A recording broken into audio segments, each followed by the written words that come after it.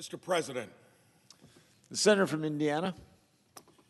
I'm here today to talk about vaccine mandates. Of course, I led the effort on the vaccine mandate that was preposterous when our administration said either take a vaccine or lose your job, impacting down to 100 employees. Thank goodness the Supreme Court weighed in, citing that Congressional Review Act is one of the reasons it did it, taking that cue from here in Congress. But there still are mandates remaining, and it has to do with the Biden administration's pandemic policies that have just gone too far, and millions of workers are dealing with the consequences. You cannot make these arbitrary decisions, especially when it was clear we were coming to some type of resolution, some type of different dynamic with the COVID saga, and then drop these kinds of mandates upon any entity at the worst possible time. In this case, we're talking about the CMS vaccine mandate, healthcare workers, 10 million of them affected.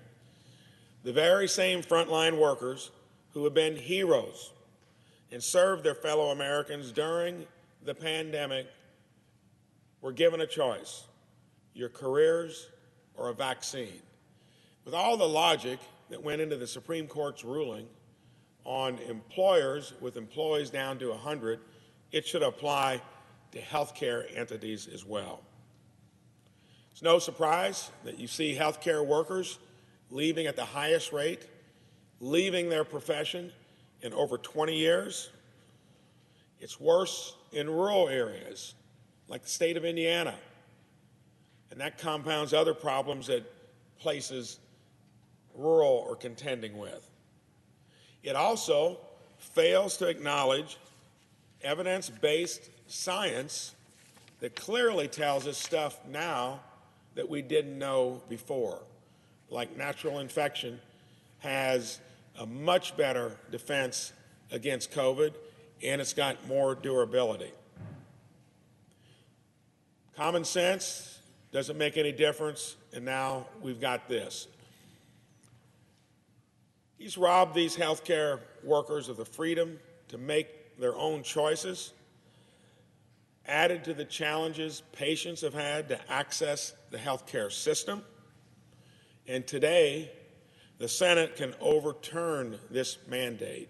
Another example of government in overdrive, getting into individual decisions it was never intended to do. I urge my colleagues to correct this later today, and let's base this on science, not political science that seems to drive so many of the decisions here. I yield the floor.